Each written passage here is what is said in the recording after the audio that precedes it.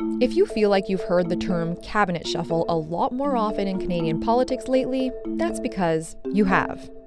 Prime Minister Justin Trudeau has, willingly or not, shuffled his Liberal cabinet 3 times this year. That's a lot, right? This recent spate of shuffles is way out of the ordinary. This is just extraordinary. So he's had 3 shuffles, remember, in about a month's time. That is unheard of, and that is a series of own goals, of Trudeau shooting himself in the foot, starting with the cabinet shuffle that clearly provoked a whole chain of events that made some people unhappy, and he had to do more shuffling. Before we get into the shuffle, we need to first understand the cabinet as a whole. Think of it as the face of the Canadian government assembled by the Prime Minister and his office. Every Prime Minister starts out with this imperative. If you can, you want to have one cabinet minister from each province. And the current Prime Minister said, you know what, I'm going to have a gender balanced cabinet. So now he needs 15 women and 15 men. We're going to have a cabinet of 30. Because it's 2015. So why do governments shuffle their cabinets? And what does it mean when cabinet members rise, shift, or shuffle out? This year has already seen 2 high-profile female ministers resign from cabinet and then later kicked out from caucus as the SNC-Lavalin affair continues to hound the Prime Minister and his office, which has led Trudeau to doing damage control to piece back together the crumbling cabinet with shuffles. Aside from resignations or retirements, federal cabinet shuffles can happen for more strategic reasons.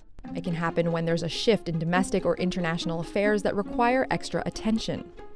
For example, Trudeau's first major cabinet shakeup was in January 2017, when he appointed Chrystia Freeland to Foreign Affairs as a strategy to bolster the front line in trade disputes with the Trump administration.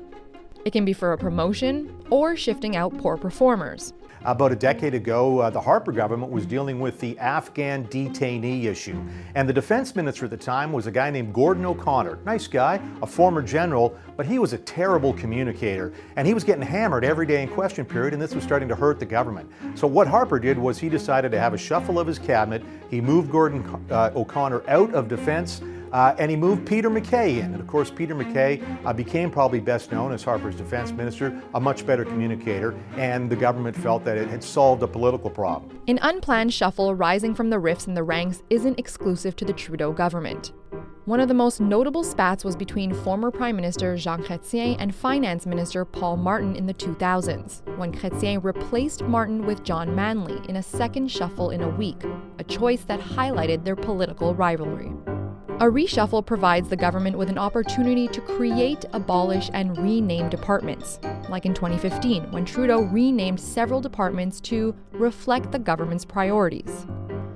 So the final question comes down to this: why doesn't the PM replace ministers with qualified individuals outside of cabinet instead of simply reshuffling portfolios? Choosing a cabinet is really, really difficult because, as I say, you've got these regional imperatives. Let's jump to Saskatchewan. Only one Liberal MP got elected there. Doesn't matter if it's a donkey. That donkey's going into cabinet. Even without the gender imperative, gotta have someone from every province. And that spoils you right away in terms of making sure you've got the most qualified persons to be in cabinet.